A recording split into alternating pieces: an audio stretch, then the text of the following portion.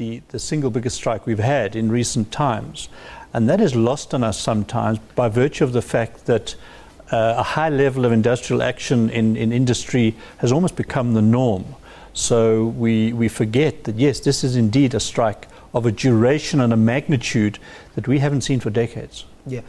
You look at the two positions at the moment, and the miners sticking to, or the workers rather, sticking to the 12,500 Rand figure. The mining companies are not budging on that 9%, up to 9% increase.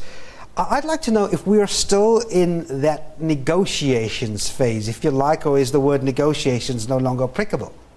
Well, the pressure builds whether the parties are talking or aren't talking, whether there's a lull in the negotiations or not.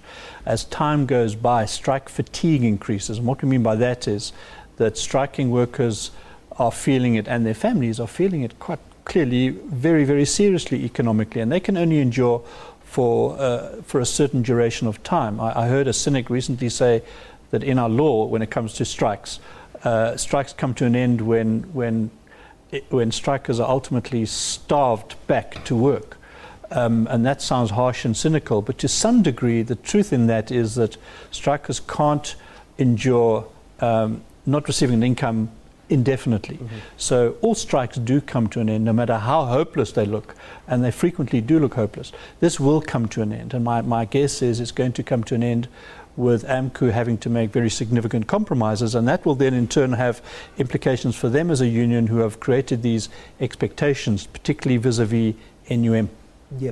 Let's talk about reports today of a possible indaba. That's what the Labour Minister is proposing, to look at labour laws and to look at the amendments to that. What do you make of it in this context? Well, I think an indaba would be useful, but it's not going to hurt a short term. It's not going to positively influence the outcome of this particular strike. There's been talks of, for example, a labour or an industrial relations CODESA, a COFESA, I beg your pardon, CODESA rather, and you know, that could, in the medium to long term, have value. But as far as a short term intervention to mediate, it's unlikely to have any bearing on this current deadlock. Well, a couple of issues on the table with regards to revisiting the labour laws. One of the big ones is the fact of balloting when it comes to strikes by the workers. We know that somehow was buried underground over the past few months. But what do you make of such a suggestion? Do you think that can resurface once again? Business certainly pushing for it. Yes, and I think there's merit in that. But it was on the table. It no longer is. We've had balloting in the past, secret balloting to determine whether a union should go out on strike or not. Many believe, and I'm one of those, that if one had a secret ballot, number one, we would probably see fewer ballots, fewer strikes, and number two, they'd be less violent.